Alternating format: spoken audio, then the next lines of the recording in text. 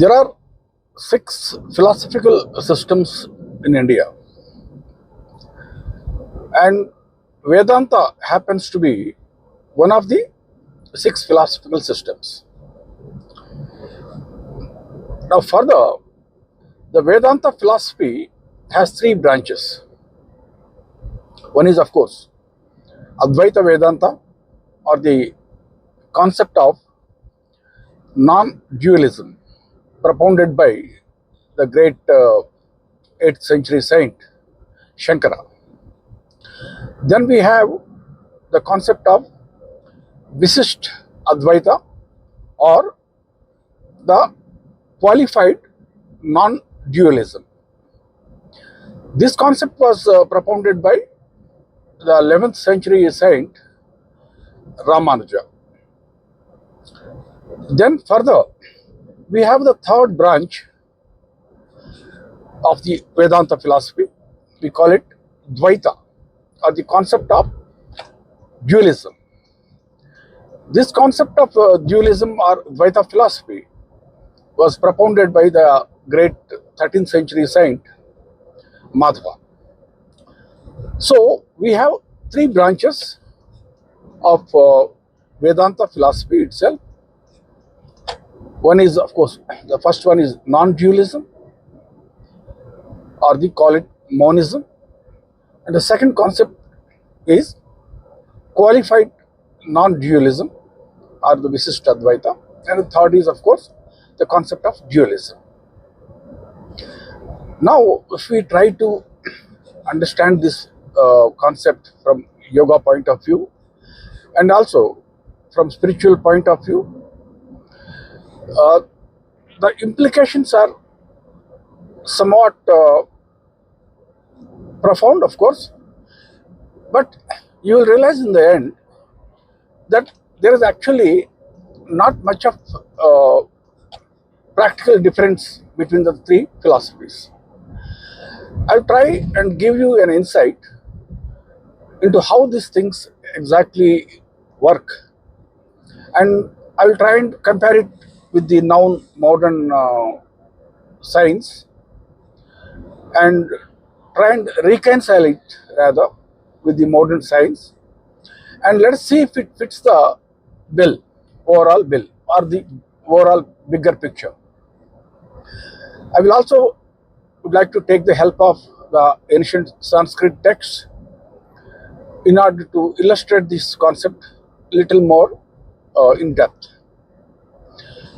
Now, first you see the concept of non-dualism. In a way, it is, or the Advaita Vedanta, it is self-explanatory by the word itself. That means there is no separate identity between the universal soul or the God, call him by whatever name you want, and the individual spirit or the individual soul, or for that matter, a human being. Let me recall in the words of the great sage Swami Vivekananda,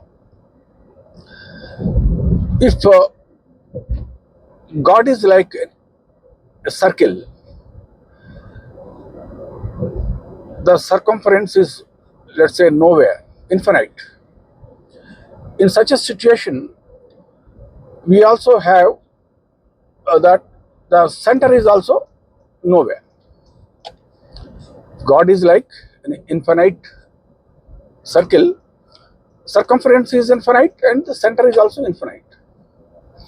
But whereas in case of an individual soul, yes, it is also like that same circle with infinite circumference, but the center is located at the core of the individual soul.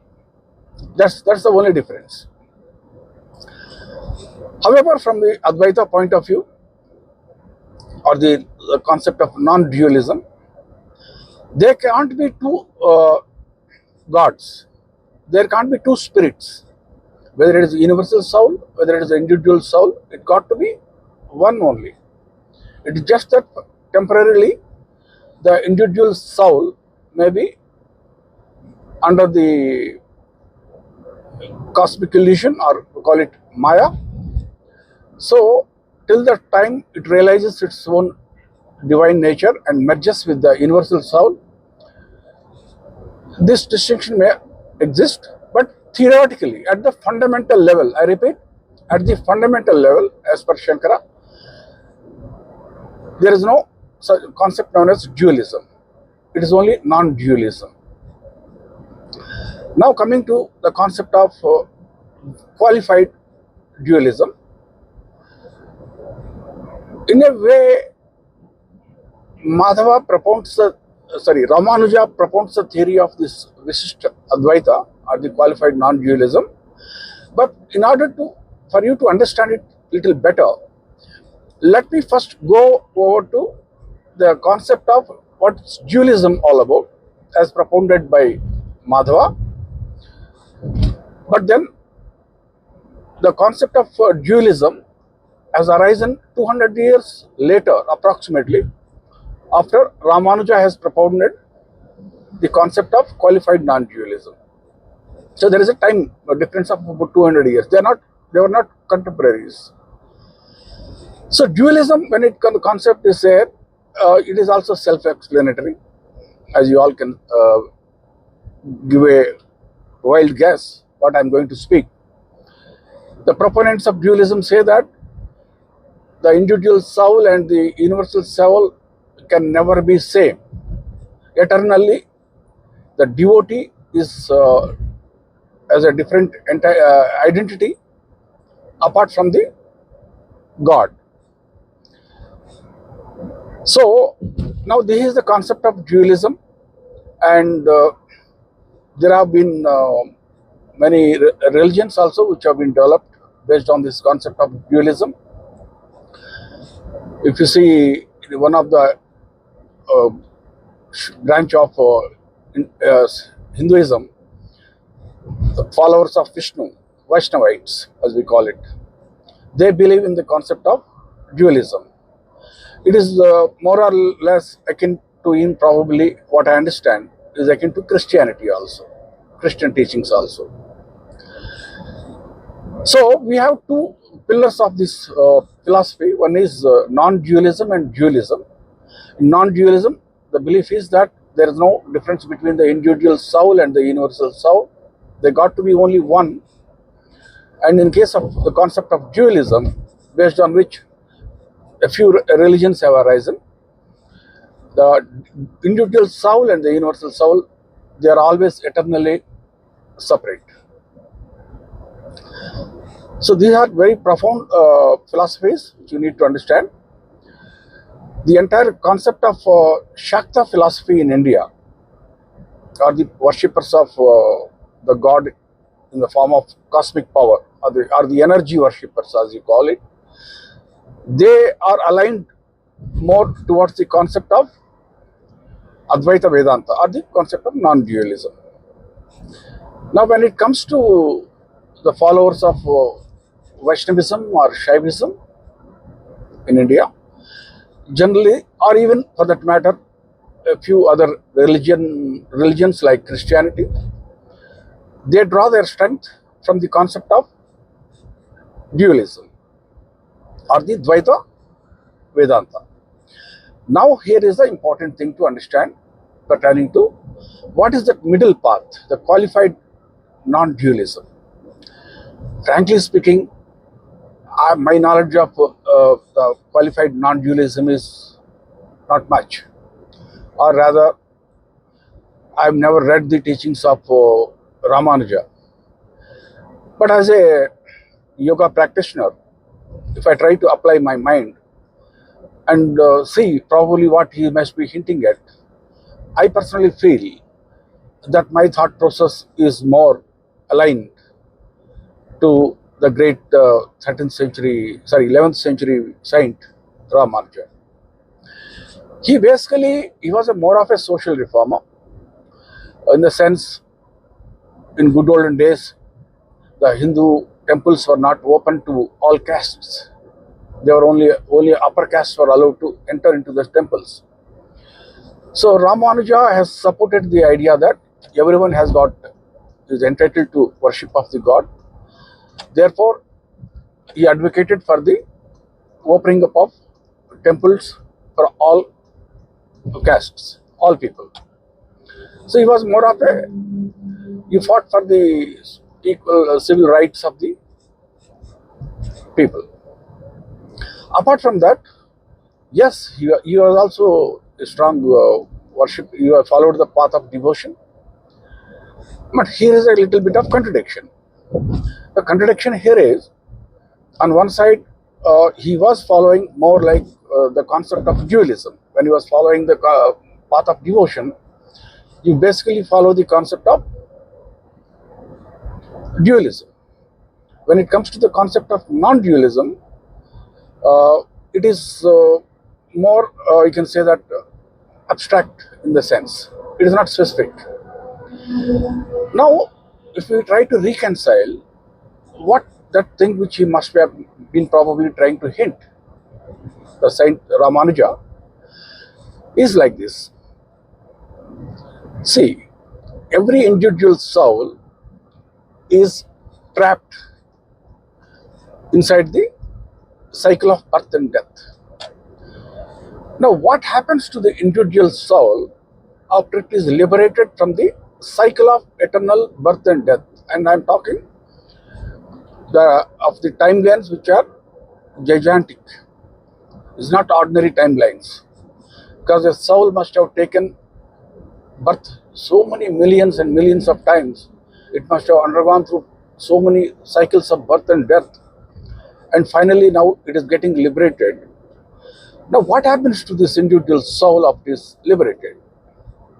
Well, the problem here is, no one has ever come back to tell the story. No one has ever come back to tell the story.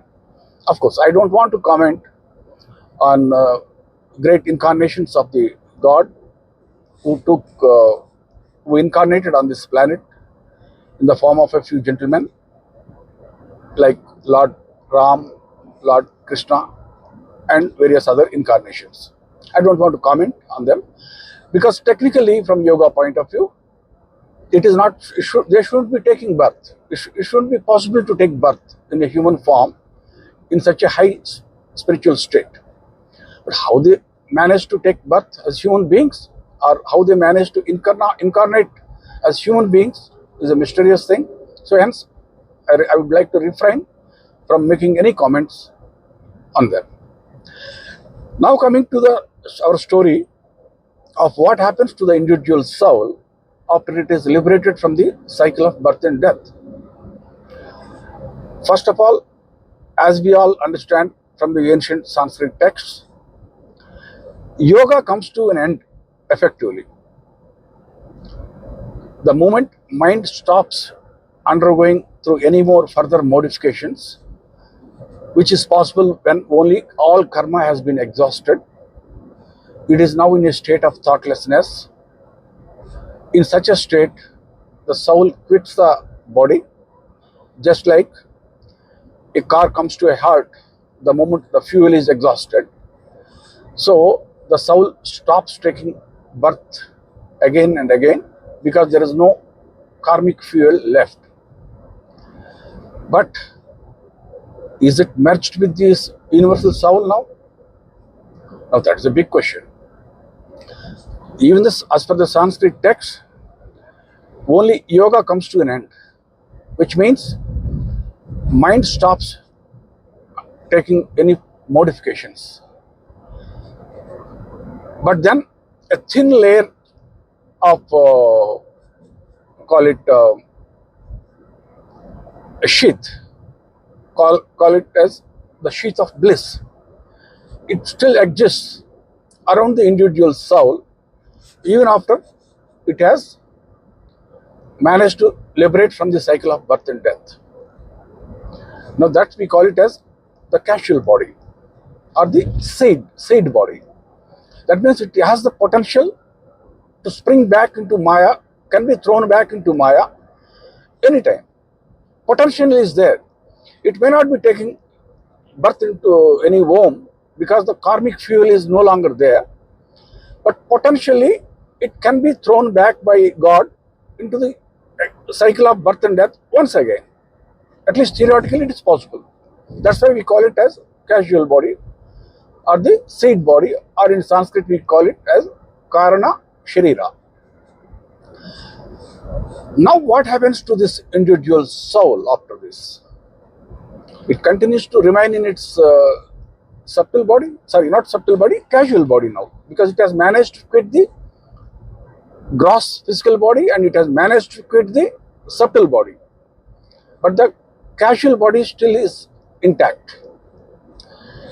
Now, as per the Sanskrit yoga text, it is said that now the soul itself does the yoga practice in the form of Shambhu or Lord Shiva. That's what we call it, they refer to as Shambhavopai, or the concept technique of Shambhavi. And it takes again millions and millions and millions, probably God knows how long, ages, for the spiritual development of the individual soul. Now, in the meantime, what happens to the individual soul? Now, well, we do have certain indicators from the ancient texts, although, as I said, no one has ever come back to tell the story as to what happens to exactly. Now, the indicators point out that the individual souls, as they grow up spiritually, as they advance in their spiritual level, they may assume different celestial forms, or the bodies of celestial, or the forms of celestial bodies. Maybe some souls may become comets, some may become planets, some may become stars, and some may take the form of 5 elements on a particular planet, like the wind god, the fire god, etc. So if that be the case, now see, when we now here I would like to again take the help of Sanskrit text once again for the sake of illustration only. In Hinduism, they say that we belong to one Brahmand, or the egg of Brahma, or the one world system. When we say one world system or one Brahmand or God as our creator, here certain things need to be nailed first. They need to be defined. What do you mean by Brahmand? What do you mean by one world system? Mind you, if you see the ancient Sanskrit scriptures, one world system got to be consisting of, if not more, at least the planets and the 5 elements, and of course the typical one heaven and one hell, and various other planes of existence. Now, do we mean to say that if we try to compare it with the modern known astronomy, if we, let's say, compare it, the one Brahmand or the one world system with our solar system, it more or less seems to fit the bill. If we assume our solar system as one Brahmand,